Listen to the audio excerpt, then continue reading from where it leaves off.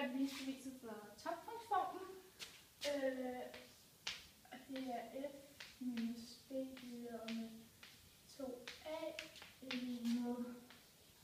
bm minus 2bm plus 4c divideret med 4a og f parentes minus b divideret med 2a minus b minus n plus 4ac divideret med 4a.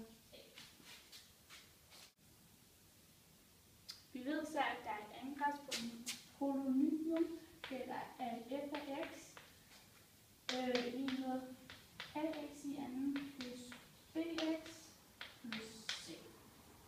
Jeg differentierer så x i anden og får så f mærke af x lige med 2 af x plus b.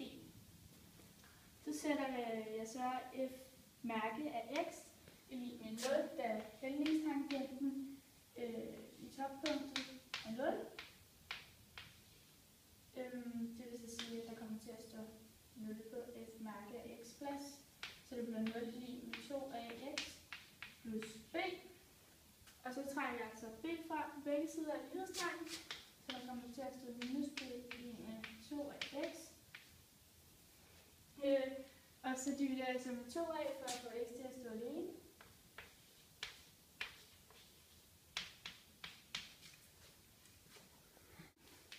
Det indsætter så en fundne x-værdi i f af x for at bestemme toppunktets y-værdi.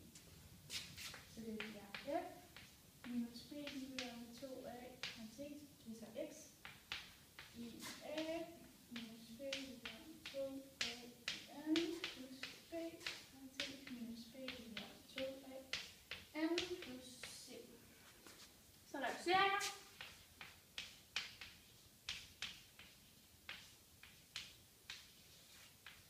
Og så bliver det så a, og så bm divideret med 4a plus minus bm divideret med 2a plus. Det er a, der stod foran bm divideret med 4a i enden. Der går a ud med 4a i enden, så der kommer til at stå bm divideret med 4a. Så ganger jeg så vores b-værdi med 2, så der kommer til at stå minus 2 gange b i anden divideret med 2 gange 2a. Det vil sige, at der kommer til at stå 2b i anden divideret med 4a minus 2b i anden divideret med 4a. Og så ganger jeg så med c-værdi med 1, så der kommer til at stå